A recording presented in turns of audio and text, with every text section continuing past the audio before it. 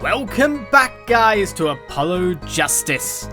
As we now start to pick at the trick that happened during Act 2 of our gig, as the murder seems not to have taken place in Act 3. Now we look to place everything in our perfect timeline by just proving this point, as Apollo wonders if we just have to present some evidence on this certain statement here currently. Let's see where this leads. We'll just have to prove it ourselves. As long as she's bound by this pact of silence, she won't talk. But if I can prove why she was up there, she'll have to admit it. But how are we going to do that? She was singing on the stage, Apollo. She couldn't have been up above the ceiling too. Yes, she could. I've got a theory as to why too. And maybe I've got the evidence to prove it. It would be like a moving microphone, wouldn't it? Well, the evidence to prove it. I'm bound secrecy on this matter. I don't know if I can't present a profile because I'd present Valant to that. So we're most likely looking here because the long press talky conversation. If it's not, then it's the next statement and I actually have to press it to get a dialogue option, which is unlikely. Right, as to why I was there, I cannot say. Why you were there.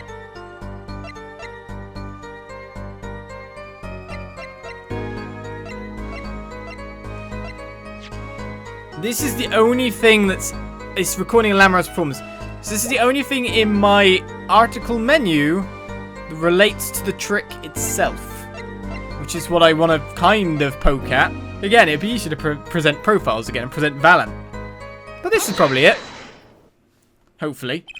Lamiroir, truth be told, the reason for your presence above that ceiling is quite clear. Especially when you consider what happened during your performance. Right, the trick angle. Perfect. What happened? Yes, it's all right here on this video.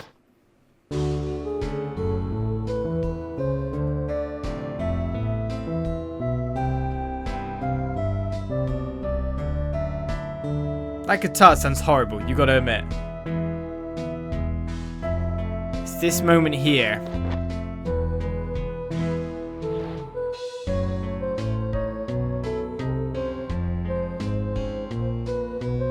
That guitar sounds horrible.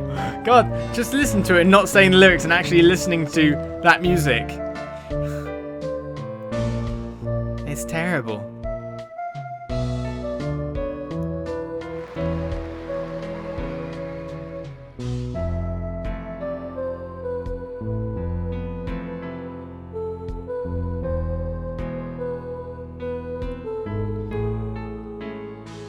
Well, they're probably making us rewatch it for a reason. I think I spotted something here. So that's good. As we can see, Lamiroir was clearly not on the stage for her entire performance.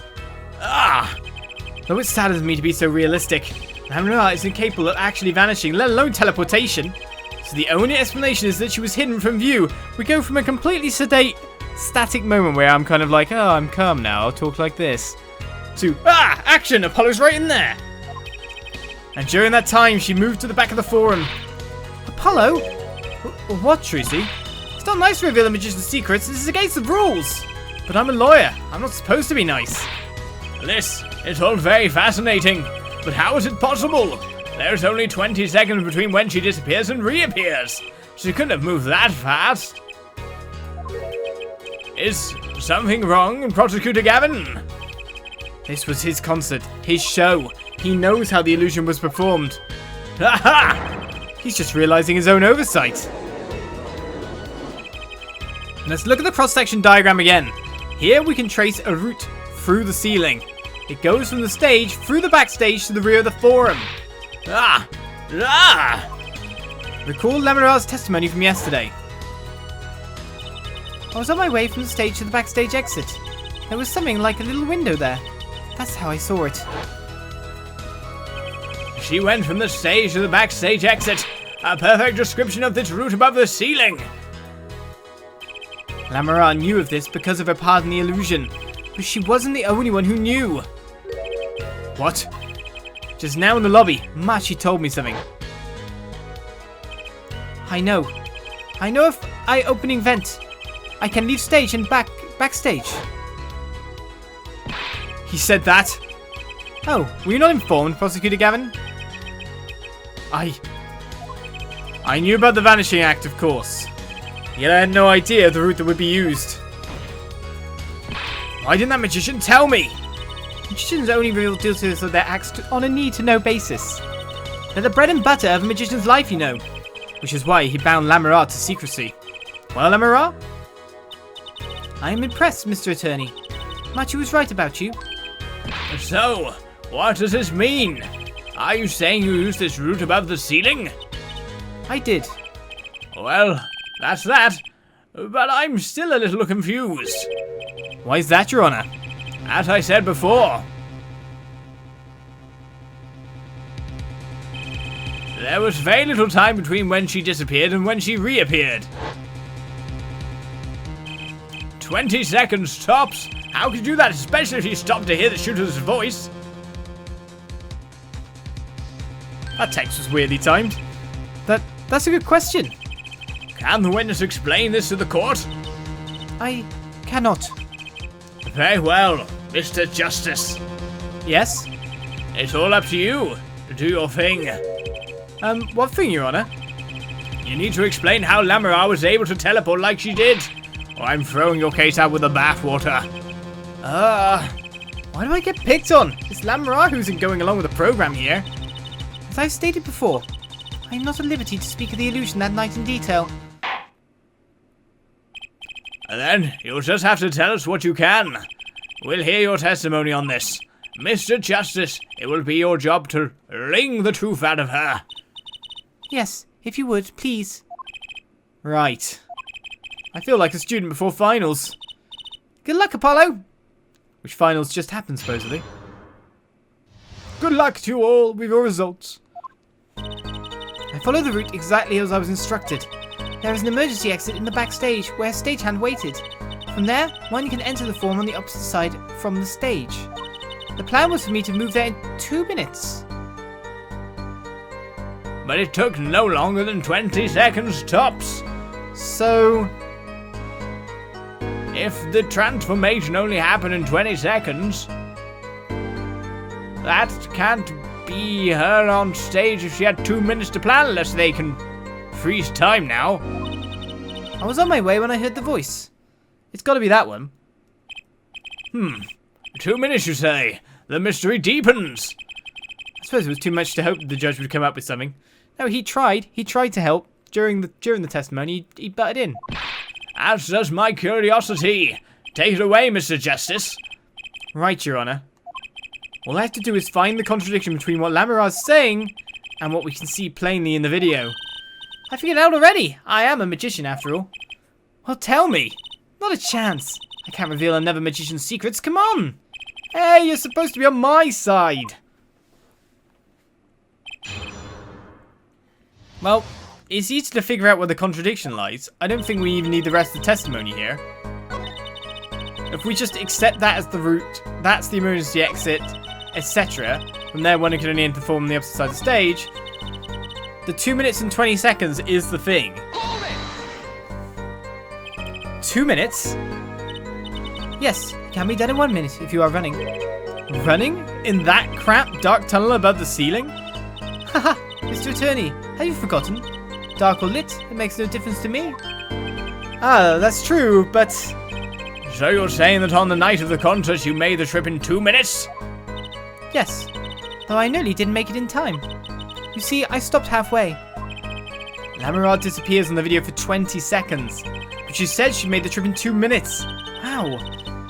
If you want my professional opinion, I'll bet the answer's right there in that video. Oh, well, Mr. Justice, perhaps you have some evidence for us. Something that can explain the discrepancy between the video and her testimony. Evidence explain the discrepancy. Present evidence or there's no evidence? Well, I noticed something that definitely changed between the two things, but it's more... Maybe they'll reveal more here. There's one piece of evidence that explains the discrepancy between video and testimony. Okay, got myself in trouble here. Alright, it's not going to be that. Not going to be that.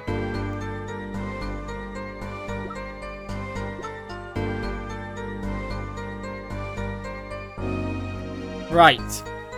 This is probably going to be it because it's the difference between the start and the finish. If you notice, at the start of the video, she has the brooch on. At the end of the video, she does not. So in the time that it takes to transfer, which was the 20 seconds time, the brooch is gone. Now we know where the brooch ended up. So it fell through the vent, obviously. I mean, this is a discrepancy. The thing is that basically to make it in 20 seconds means that she was pretty much almost already there. So it means that the first person wasn't the real person, but the second person was. But yeah, does that make any sense? 20 seconds, 2 minutes, 1 minute, 40 seconds of time to travel that weren't there. It's probably going to be the brooch. As for everything else,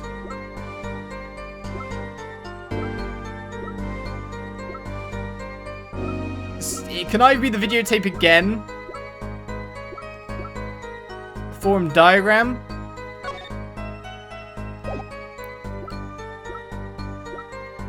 it's got to be the brooch. So let's present that.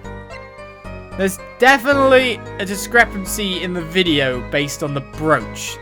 From there, do we get more information? Or do we get stuck? Lamiroir, do you happen to remember this brooch? Yes. Aha! The brooch! We saw that yesterday, did we not? It was found at the scene, Your Honor. And you're bringing this up now, why? I thought we had already determined when that was dropped. Yeah, but it wasn't. So did I. But we hadn't. Take another look at the video. Just because we need to know. Isn't this like... Oh, this is the actual full video again. Without the singing lyrics. Here, you can see she's wearing the brooch. So she is. Let's look a bit later.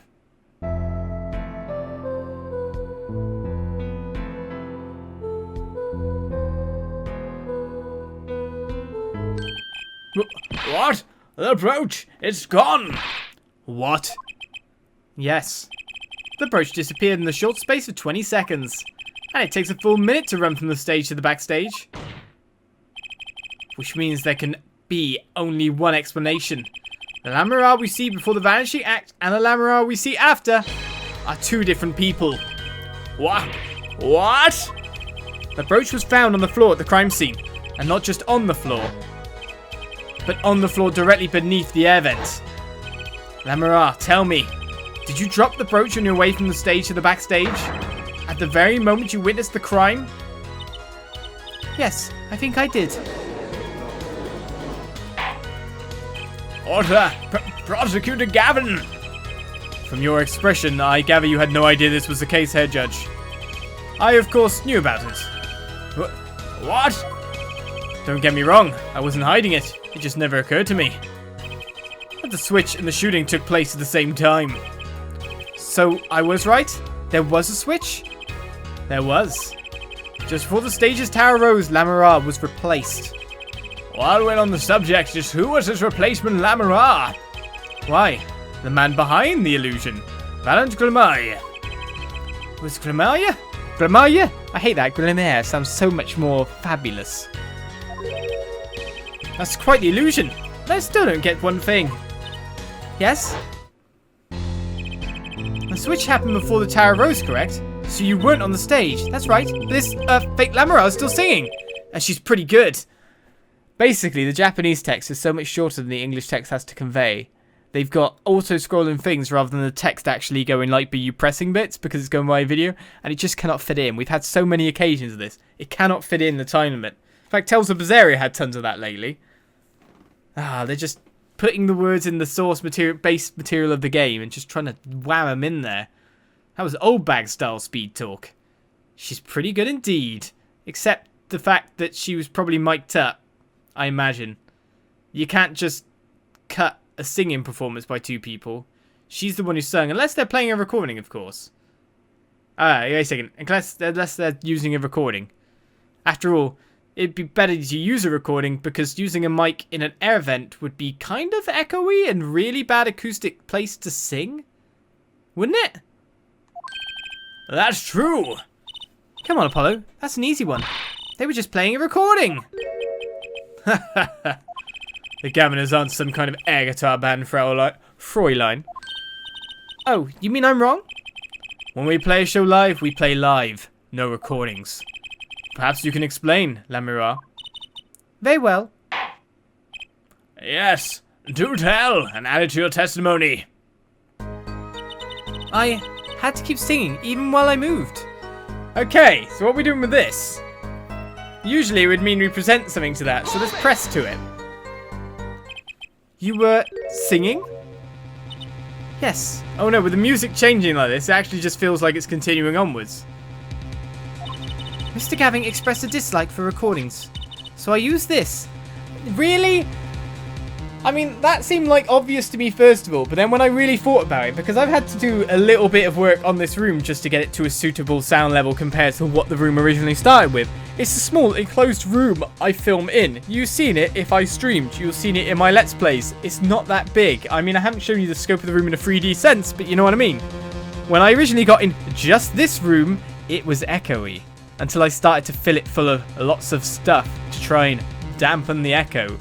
Probably not to the actual acoustic requirements. In that vent, that mic would have been picking that up. So I don't understand how clear clarity that would be. Also, usually mics like that aren't the best quality.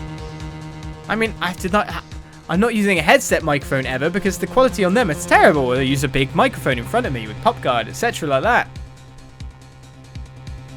That just seems weird to me. If someone's professionally into music and can say if this can be done, please say. But from my experience of recording equipment, that would sound terrible. The quality would be terrible. You'd want to play a recording instead of do that. Or just not do the trick. So I use this. Wait, so you were singing the whole time? Even when you were crawling above the ceiling toward the backstage? Why should it matter where I sing? Whenever I go, it's the same darkness. Now I've had my rant. Let's continue on. But if you were singing while you were walking... That's right! Wouldn't the shooter and victim have heard? She was singing right over their heads after all. That's a good point too. Now, I'm assuming the rebuttal is going to be they play all their music as loud as possible through monitors, because I think they said that earlier. That is right. Are you sure? It has to be pretty hard of hearing to miss someone singing in the ceiling. Once again, we come back to the state of the scene of the crime. What state? Ah, I know what he means. That old speaker, Apollo. The speaker? That speaker was blaring at the time of the murder.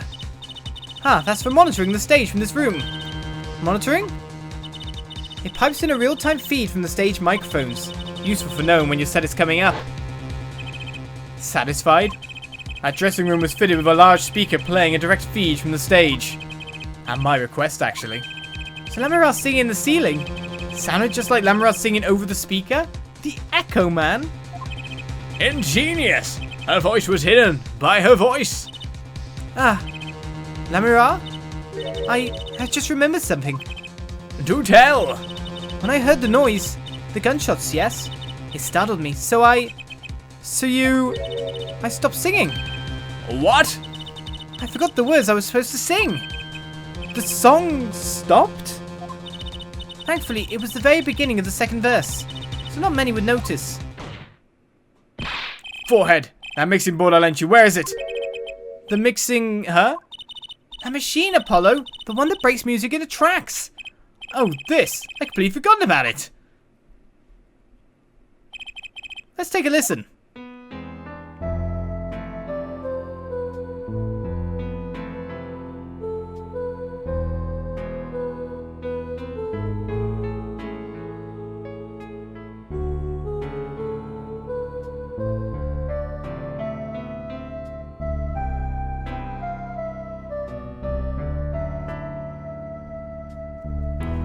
I think there's an issue here.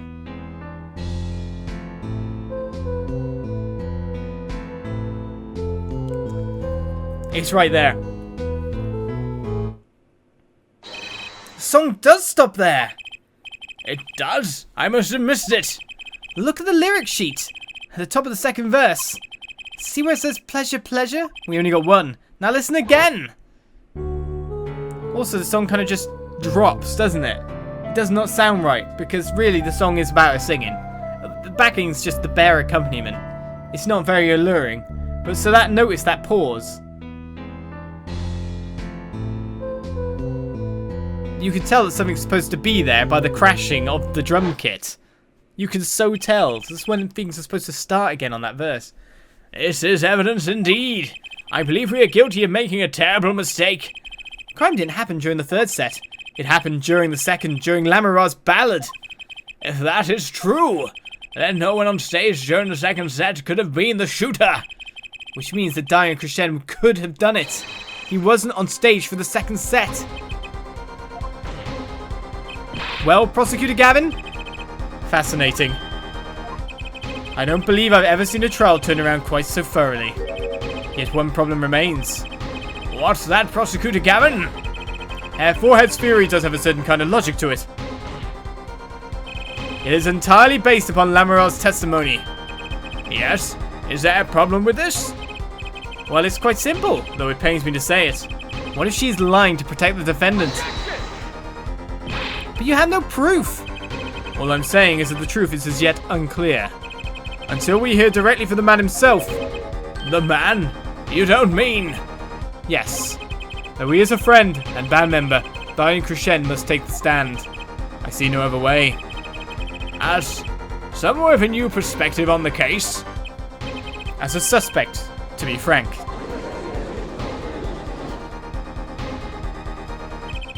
Finally, the rat's coming out of his hole, and I'm ready to catch him. Diane Crescend, get ready for justice. This is as good a time as any to pause for a brief recess. The prosecution will summon the witness. Have him here and ready by the time we begin. I'm the last man who needs to be reminded of what his duties are. Very well. Court is adjourned for a 15-minute recess. Right. Well, it may say to be continued now and give me a chance to save. Bam, bam, bam, bam. But I'd say we still got time to get a little bit more deeper into this, don't you?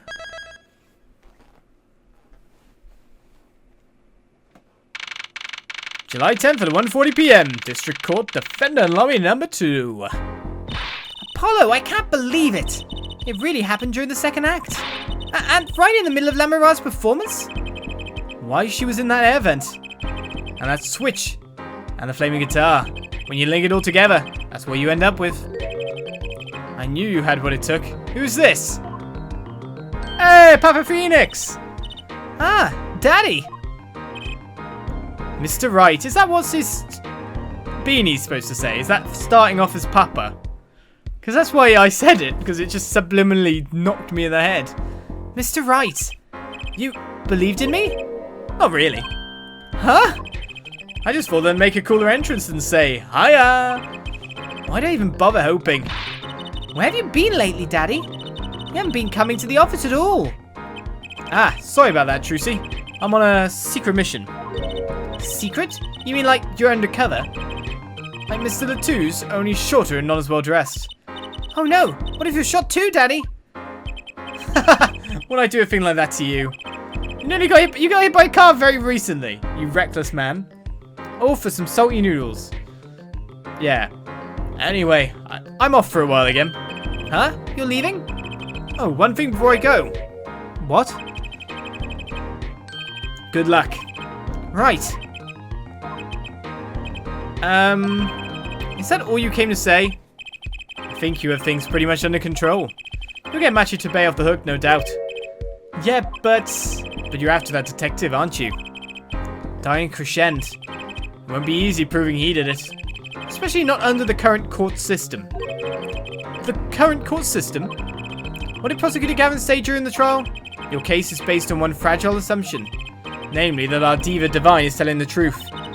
What about all the proof? The brooch and the switch? A piece of jewelry and a lyrical blunder. There are plenty of other ways to explain these things. The flaming guitar too. All because you lack definitive proof of their connection to the case. But if the sultry songstress is lying, your case melts like butter in a frying pan. leaving behind the faintly singed scent of failure. So what do I do? Like I said, good luck. And be aware that it'll be impossible to prove his guilt by conventional methods. Ugh. You telling me to forge stuff? Because that's your plot line. Conventional methods, you say? Well, I can perceive things. So maybe that's the unconventional we need. Oh, that reminds me. I have something to give you from our detective friend. Detective Sky. Emma? Let's see. This bag of snacks here was meant for me. Ah, here it is. What are those, Daddy? They don't look like very good snacking material. They were found at the scene. Analysis of the fragments revealed traces of gunpowder. Gunpowder? Probably a firecracker or something similar, like the ones kids are into these days, that could be ignited with a burner, blow up, and make 2 gunshot kind of sounds. Weird, that? But it's coming from you. That's the problem. We've had the card issue. What are you up to now? These fragments were found under the sofa at the scene of the crime, actually. If Emma gave them, we could trust them completely. I know we gotta believe in Phoenix. And I know he's trying to help. But now there's even suspicion over his character. Under the sofa. Hey, Apollo! That's where we found that little device thingy. Right, this. So they're right next to that switch as well. Oh, finally, some evidence that makes sense. Burnt fragments have been added to the court record. That's all for me, I suppose. See you after the verdict. Maybe. Right. Every man has an igniter inside him. Excuse me? Find Diane Crescend's igniter and set it off. Oh! And he walked out the door just like a magician, normally. Yeah, like a magician. That was an interesting sentence. He says conventional methods cannot take him down, but essentially triggering him and getting him mad might work. What does he want us to do? No conventional methods? What does that mean? I guess we just have to take his advice and hope it makes sense when the time comes. I guess. We're almost at the finish line. Hang in there, Trucy. July 10th at 1:55 PM. Is this the final battle, given who will take the stand? The court is now back in session. Prosecutor Gavin, where is Detective Crescend? In the witnesses' lounge, ready to be called at any time. Very well. Might I add, I don't believe any of this. Diane was the first detective I ever worked with. We stopped working together when he moved to Criminal Affairs, Division 3. But his guitar playing, it fires my imagination. That's nice, but there's nothing to do with the matter at hand. Correct? Oh, I know. Hair forward. Very well. Call the final witness to the stand. Detective Diane Crescend. Name and occupation, please. Diane Crescend, Detective, Criminal Affairs, Division 3. That's the International Affairs Division, for those of you who didn't know. And I'm a guitarist for the Gaminers. Maybe you've heard of us. Do you fully understand the circumstances under which you stand before us today? Yeah, I understand, Your Honor. What I don't understand is how you let this happen, partner. You gave me your word I wouldn't be standing here. The situation's changed, Diane. And don't call me partner. Ha! So much for old friends. That sounds like Clavier believes that you're the guilty party now, by the way. Complete turn. I see what you're doing, Diane. You're pressing the prosecution. Your Honor, if we could begin the trial? Yes, it's high time we did. Let's hear your testimony. You may begin with your response to Lamiroir's testimony. If in fact you have anything to say about it. Oh, we got plenty to say. Lying must be a national pastime in Bourguignon. And wherever you're from, Mr. Justice. Ha! Conventional methods are out the window, huh? That they are. Well, we're going to take this testimony, of course. We're going to take it. Next episode here on Apollo Justice. What could be this man's igniter? And hopefully, what kind of testimony is he going to be lying about? Will it be nice, easy stuff we can break wide open? These are the questions. Answers next time. Bye-bye.